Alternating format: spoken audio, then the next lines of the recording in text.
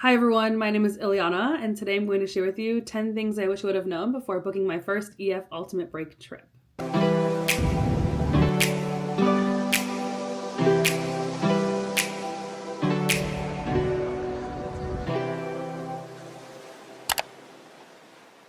My first EF Ultimate Break trip was back in 2015. 10 years later, I've been on many trips since then. So I'm excited to share with you today some things that I've learned through the booking process all the way up until being on tour. First thing is first, what is EF Ultimate Break? EF Ultimate Break is a travel company for travelers ages 18 to 35. There are over 120 different trips on their website, so basically you can travel from Asia to Europe to Australia to South America to Africa and every little thing in between. Basically every continent except Antarctica, which EF, get on that because I'm in. Number 2, who is EF Ultimate Break for? I would break up the travelers into 3 different groups. Group number 1 is first-time travelers who have never left the country on their own. Traditionally, people tend to take trips to Europe if this is the case, but mine was to Thailand. So do what trip interests you. But it's a great way for intro travelers to kind of get a feel for traveling abroad with somebody else doing all of the planning for you. I'll get a little bit into the planning that's done for you later in this video, but EF trips are a great first way for first-time travelers to get out there and see the world. I would categorize people number 2 as veteran travelers. Of those veteran travelers, I would say there's 2 groups. 1, unique places that you might not quite feel confident enough yet to travel alone to, or 2, that you want to experience something very specific in a place that you might not do on your own. For example, EF recently has released a ton of different festival trips that have very specific dates for visiting that country during that time of year. Things like festivals in Thailand or specific holidays in Spain.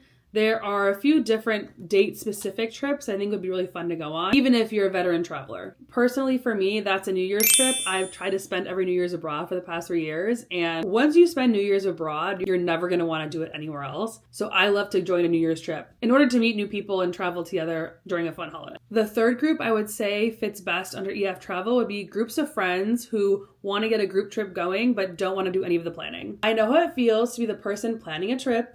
You're the one putting your card information down. You're the one booking the hotels, the flights, and figuring out all the details for all of your friends. Come to find out, a friend drops out 3 months before the trip, and now you're down thousands of dollars. If you're looking to get a group of friends together, this is the best way to do it because there's really no hurt to you as the planner who's trying to get the group together to plan this trip. And all of the payments and planning are directly done through EF.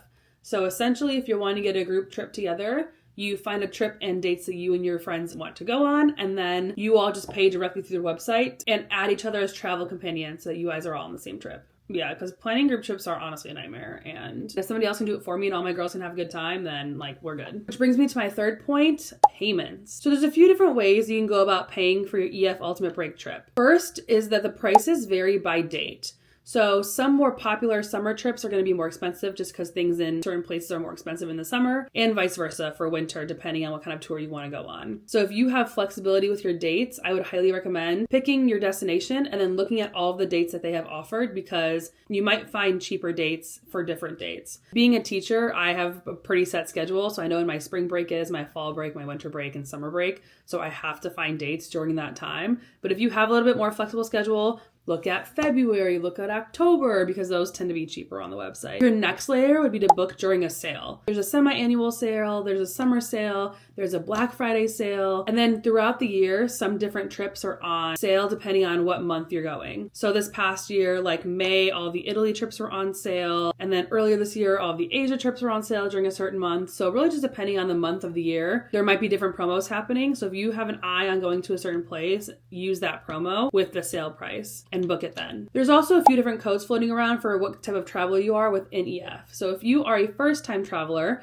I have a code, UA Illyanna 100, you can use when booking to save an extra $100 off your first trip. That has to be paired with the link in the description below. So in order to get that $100 off, you're going to click on the link in the description below and then put in my code UA Illyanna 100 into the promo code box, and then you get your extra $100 off. And that code is only for first-time travelers, and that'll save you that extra dollar amount on top of whatever sales or promotions are currently going on. If you're a repeat traveler, make sure to use your repeat code. That should be in your email or in your EF account when you log in. The next thing you want to look at when determining the payments are whether you're choosing plus or essential. Essential trips tend to have more people per room, so usually like 4 to 10, and they're sometimes staying in accommodations that are hostel style and some are hotels. I went on an essential trip more recently and there were 4 of us to a room every time, where I've heard of others being bigger, like 6 to 10. And I'm at the stage now where I prefer to do a plus, just because a plus trip guarantees that you only have one other roommate in your room. So they're usually hotels, there's 2 of you in a room, and I'm just in the stage of my life right now where I prefer to only have one other roommate. If you're traveling in a group, you can request to be roommates with people in your trip that you already know. You can request that on the website when you book or with your tour director once you get on tour. But I've been on trips recently where it's only me, and so I've been paired with a random, and thank goodness every single time so far it's been such a good experience. If you're wanting to level up, you can also pay for a private. That's just an extra upcharge that you can do through the EF website. I haven't done that yet because I kind of like getting ready in the morning with a roommate and chatting about the day and debriefing at night, like what we did throughout the day. And they kind of keep me accountable for waking up on time because I like to sleep in and get up last minute and get ready. So I like the roommate aspect, and maybe one day I'll pay for a single and be bougie, but I like having the extra companionship and like talking to someone on tour. I'm also in a job where I'm always working with kids, so like any adult interaction for me is really needed. And the last thing that you should look at when determining the price of your trip is really look at like what is included and why the cost may be what it is. Some trips in Asia are a lot cheaper just because the cost of the dollar goes a lot further, whereas like the Kenya trip, for example, is a lot more expensive. In comparison, my trips that I've had in Asia, I've had to pay for a lot of meals, and you have a lot more free time that's not under the tour director's leadership. Whereas in Kenya, I was with my Jeep driver or tour director the whole time. Every single meal was included on that trip. Those hotels were so nice and bougie. We were staying at like glamping camps. I mean, it was like resorts. They were like safari resorts. And so when I'm comparing the cost of what one trip is over the other, I try to take into consideration like what all I'm getting on that trip and if the cost is worth it. So when looking at the more expensive trips, really determine like, would you be spending that money while on tour anyway? And if so, is it worth it to pay it up front now? And girl math, for me, it is, because once I'm on the trip and I've already paid for it, it's free, right? So you've gotten over the hump of looking at the price tag, because that sometimes is what helps us determine whether we're going to go or not. Now you've decided, okay, I'm going to book a trip. How do I pick one? I always look at location, location, location. So I'm trying to determine where do I really want to go that I haven't been yet, or what do I feel comfortable with trying? So I would say in my earlier days, well, I mean, I've always kind of been like adventurous. 20-year-old me was thinking, okay, I'm going to book somewhere that I don't feel confident that I can do on my own, that doesn't speak any English because I have a tour director with me the whole time, and somewhere that I just always want to try. Okay, I picked Thailand. Do you guys want to know the real reason why I picked Thailand for my first trip? I loved America's Next Top Model. Which, like, chill, because it's a little problematic right now looking at it. But Tyra Banks was my girl, and I loved that show. And there was a season where they went to Thailand. You know what I'm talking about. Little me watching America's Next Top Model was like, I'm going to Thailand one day. And so the second that I heard that they had this Thailand trip, I'm like, sold. I mean, that's everything that I wanted and more. And it was, because 10 years later, I'm still traveling with them. So location was the first thing that I considered when picking a trip. Now, again, comfortability, right? Think about how far are you comfortable with flying outside the US? About language barriers. What are you nervous about that? Transportation, right? So there's a few different things that kind of help you decide where you want to go. But prioritize what your fears are, and then be considerate about like maybe you might want to take the most adventurous trip your first time out if you don't feel comfortable with that. But for me, I'm like, I don't know, go hard. Then you need to look at the length of your trip. How much time do you actually have? With EF, the days that are included on the website include flight days. So if it's a 9-day trip, the first day and the last day are travel days, and those 7 days are how long you're actually on tour. There are trips that range from Ultimate Earth, that's like 50 something days, to city tours that are 7. So really, depending on how much time you have, you can decide the length of your trip and book a long one, or if you just want like a quick week away, then those are great as well. Then when picking a trip, I would look at the time of year. Is there something special happening in that area that you want to experience, like a full moon party or New Year's or whatever is going on? But also to look at weather. I went to South Africa in June of 2024, and it's their winter, but the weather was perfect. I just wore like a light jacket and linen pants and gym shoes, and like I was not cold any day, but I was so comfortable. It was like mid-60s. That's my vibe, man. Mid-60s. That was just perfect for me. This also depends on location too. I went to Colombia in June and it was cold in Bogota, but hot in Cartagena. So depending on the time of year you go is going to determine the weather or like any special events going on, and maybe that helps you determine when you want to go as well. So you've picked the time, you've made your payment plans, you're organized and ready to go, you've booked the tour. Now here's what's on tour. You have a full-time tour director, which, these people are God's gift to earth.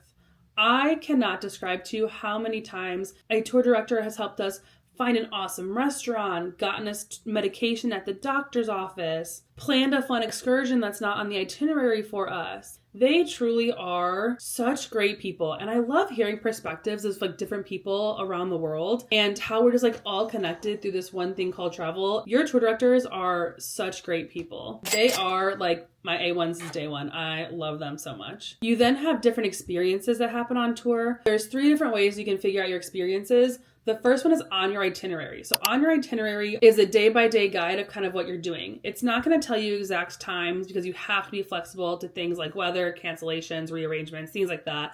But it gives you a general view of things that you're doing every day on tour. You then can purchase optional excursions. And I tend to pick ones with things that I'm interested in. Like I love a cooking class or a cocktail making class. Anything that's like learning something new that I wouldn't do normally in the US, I like to book.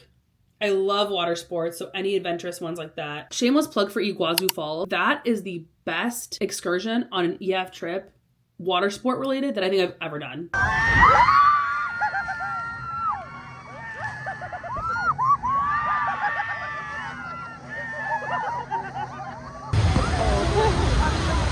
One more time. Oh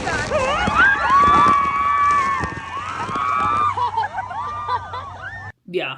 That's a good one. But then while on tour, your tour director will present you with a few ideas as well. So ones that I can remember off the top of my head is Greece. Like we do a Greek wedding, and that's not on the EF itinerary, but that's through our tour director. You pay your tour director directly and he pays for you when it's time to book. Budget some money for that because those are awesome. That wedding is so fun. My group has such a good time. Those are all 3 different types of experiences that you can experience on tour. Other things that are included are your hotels, transportation on tour, and then some meals. So on some trips, you'll notice there's flights in between cities. Those are all included in the price of your tour. Now, when you purchase, if you end up choosing flights, this has a little bit more to it. So you can either choose when you book to have flights or no flights. And when you have flights, that includes your transportation from the airport to the hotels and then back when you're going home from the trip. So if you include flights, that transportation is included. If it doesn't include flights, then you just have to get yourself from the airport to the hotel. But all of your other transportation on tour is still included, like all those inner flights or train rides or anything like that. I think people get that confused that they have to book their flights while on tour, but that's not the case. So you can decide whether you want to do that. I know EF does take requests for airlines that they want to book through. And so I make sure that I get my points by having them book through certain airlines if they have access to them. But I love just like landing and knowing that my transportation is taken care of because that's just one less thing that I have to remember. So I book my flights through them. And then some meals are included as well. So sometimes we have meals that are included on a tour, and those are great also. There's also a Know Before You Go guide in the app that lets you know things about like packing and currency and flights and language and all these different things that you might not think about before you go. So read your Know Before You Go guide. Don't let it stress you out. Just like these are things that you should think about before you go. Now you've gone through all the planning and prep and you're on tour. Here are some things that the website doesn't talk about. Number 6 is making friends. I have met some of the greatest people on my tours to where we specifically book a trip together every year to try to go and see each other again. I have friends that I've never hung out with inside the US, but somehow we always find each other all over the world. So if you're someone that I've met on an EF trip and we've seen each other again, you're a real one because I have made some of the best friends on these trips. And we talk to each other regularly. Like, it's not just like we're travel friends. It's like I'm checking in with them. I just got a happy teacher appreciation week text from one of them just now. So just like we make some really great connections and they're genuine, which I really appreciate. You're going to be on tour also where you just don't make connections with certain people, and like that's okay too. On my Japan tour, there were 42 of us. Like, no way that I'm going to be friends with everyone, and like that's okay too. There have been trips where I've had a harder time making friends also. Like, I remember a very specific trip, and I'm not going to name it, but like there are only 25 of us, and like I don't have any connections that I've made on that tour. And while on tour, it felt like a bummer, but thankfully that tour was so fun to where like it didn't really affect me as much. There are tours where I make really good friends, and there are tours where I just like, we're just on tour together and then it's like, peace out, it was nice meeting you. And that's okay too. I would suggest getting out of your comfort zone when doing so. It's nice that you get a roommate if you're choosing the roommate route because they're an easy first friend. You two can take a walk together when you both land, or I always joke with my roommate, I'm like, we're about to take a roomie nap. So you ready? Because I love a midday nap. But they're a good first person to meet. And then when you're on tour doing things together, like try to go to different groups for different parts of different things. It's really hard for me, and I'm going to admit it. I'm going to be the first one to admit, when I have friends on tour, like I have not seen you in a year. So we tend to gravitate towards each other and hang out with each other the whole time because like you are my friend. And the last time I saw you was a year and a half ago. Like it's so good to be together doing this together. But I'm better at this when I'm solo. And that's talking to different groups of people and trying to interact with people and mingle and do different experiences with them and have those memories that we cherish forever. Number 7, I'm going to tell you this and you're not going to like it. Pack light. Just kidding. I can never tell somebody to pack light because I don't pack light. I'm going to say instead, pack for you, whatever that means for you. There are some trips where I can get away with like a backpacker's backpack and a carry-on and be Gucci. And there's some trips where I'm going to be a fashionista and pack a whole check bag. Pack for what you know that you are. In Colombia, I'm so glad I packed extra clothes because I was sweating through my clothes and I just shower in midday and then change again because I was just sweating. Whereas in Iceland, I packed perfectly. And when I tell you perfectly, like I had an outfit for every day and really, really packed well for that trip. I'm also crazy. And I make a notes app now where I take a picture of every single outfit that I'm going to wear on tour and I align it to the day that I'm going to wear it because I look at ahead of time pictures of the places that we're going and match outfits to make that vibe match. Okay. And that works for like smaller trips. So I did that for like Greece, India, whatever. This Southeast Asia trip, I don't know what I'm gonna do because like it's 35 days. That's like a whole lifetime of living. I think I'm just gonna pack a bunch of basics and mix and match every day. And that's just what I'm going with. So pack for the person that you know you are. It's hard to not overpack because you don't know what you're gonna need, but 9 times out of 10, you can buy what you need there. So if I like forgot something, I'm just gonna, and I really need it, then I'll just buy it when I'm there. But the one thing that I recently have started packing, which has made my life 10 times better, is snacks. I don't know why I didn't think you could bring food on planes. Dude, in India, I packed mac and cheese, like little things to make, and I needed it. Like sometimes you just need a comfort food item, and for me, it's like Cheetos, mac and cheese, and that thing really fed my soul. It fed my stomach and it fed my soul. So pack for you. Pack things that you know you're going to use and you're going to need. And then if you're questioning, like, am I going to wear this? Do I wear this here in the US? Or is this just like a thing that I don't ever have or wear? Don't pack it. You truly don't need it. Now that you're on tour, let's talk money. So you've paid for your tour. That's good to go. Your spending habits are your spending habits. So whenever people ask for advice on them, I mean, I can't give them advice because there's things that I will not spend money on and there's things that I always will. Things that I will not spend money on are like souvenirs, like little things. I just don't really buy a ton of like little things, but there are things that I always get when I'm abroad. I always get a mug. I always get jewelry. I will try to get something specific to that place. Like I got these beautiful items of clothing in India, got a tapestry in Kenya. If I know I like it, I'm gonna buy it. I also like to spend money on experiences. And so just things that I can only do there that I can't do anywhere else, I'm gonna spend money on that. I also love a good bougie meal. Like it doesn't need to be every night, but like one nice sit down meal with like cocktails and a vibe and music and like I will splurge on something like that. But like in the day-to-day, I can eat a cheap lunch. I can eat a cheap breakfast. I'm not like shopping till I drop. So your spending habits are your spending habits and you kind of decide how you want to do that in real time. Now, when I'm spending, I'm either using a credit card. That's my Chase Sapphire card. There's an annual fee on it, but it has no foreign transaction fee. And so for the amount that I travel, that card is worth it.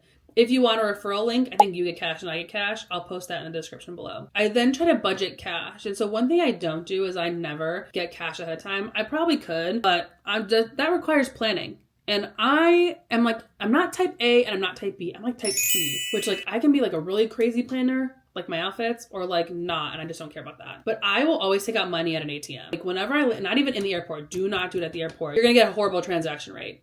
You're going to do it when you get to an ATM in the middle of the city, take out like $300 and then see kind of where you're at after that if you need to take out more. I always take out cash in ATM. I don't do it anywhere else. That's just my go-to. When I'm taking that cash out, I also let my bank do the conversion. You never want to accept the conversion that the country is giving you. No. You want to do what your bank is. Your bank is going to give you the best conversion rate, and that's always what I do. Number 9, for things I wish I would have known on tour, was to be flexible. Sometimes things don't always go the way that they were planned. planned. And you have to be okay with going with the flow, because sometimes that results in a better outcome. And I get it, like sometimes things don't always go the way that you planned, and that's stressful for everyone, especially your tour director who's trying to manage that thing happening in a whole group of 30 people. But truly just go with the flow. Like things always work themselves out, and it's always a funny story to tell later. That being said, I would be flexible also with pre-planning stuff to do on tour. So if you're somebody that knows that you want to do something very specific in this country, and you know what date you'll be there and what time, you can try to contact your tour director and ask like what the best way is to plan this one thing. Or you can just go ahead and book it on your own. The older I get, the further I get away from doing that kind of stuff, because usually if you want to do those things, people on your group want to as well. And it's a lot more fun to do that with other people once you get on tour and you guys all plan that together. So something that I do is if I want to get a dinner reservation somewhere that I know I want to eat, I will always book that for the most amount of people that I can. Recently, when I was in Hungary, like 3 months out, I booked a dinner reservation for 6 people. I didn't know anyone on tour. I was just like, well, I'm going to go. So if other people want to join, they can. Like 3 days before that, I texted in the WhatsApp, like, hey, here's when I want to go. Anyone want to join? Boom. Those 6 seats were filled. And I had a wonderful dinner with those girls. If you're interested in doing that stuff and there's no and you have to pay ahead of time, that's a pro tip for you to do. Otherwise, your tour director can help you plan those things for you, and maybe other people on your trip will want to go. Or if something better comes up and you want to do that instead, but now you've already paid for this thing and it's like holding you down. So pros and cons to like being flexible and booking things ahead of time. Again, you know yourself best, so you decide what's best for you. And my last thing I wish I would have known, I wish I would have known how truly fun it was going to be. And that 10 years later, I would be doing this still and traveling with the group still. It becomes an addiction, and like, I don't know if it's thrill or adventure or learning new things. I'm a lifelong learner. I'm a teacher. So like something about just being in other situations and learning about people different than you has just been so amazing to me. And I have had so many amazing opportunities that I just I can't even put into words. So if this is your sign, book the trip. It's going to be amazing. And you're going to learn so much about yourself and what you're capable of more than you ever expected. If there's things that I didn't touch on in this video, please drop questions below. I can either make a part 2 or just answer them for you in the comments below. Again, if you are watching this and thinking about booking your first EF trip, I do have a link in the description below that when booking and using code UAILLYANA100 gives you an extra $100 off your first trip. Thank you so much for watching. If you've made it this far, let's be friends on other socials. I'm on TikTok and Instagram as Illyanna Lopez. And who knows, maybe we'll see each other out there one day. Bye.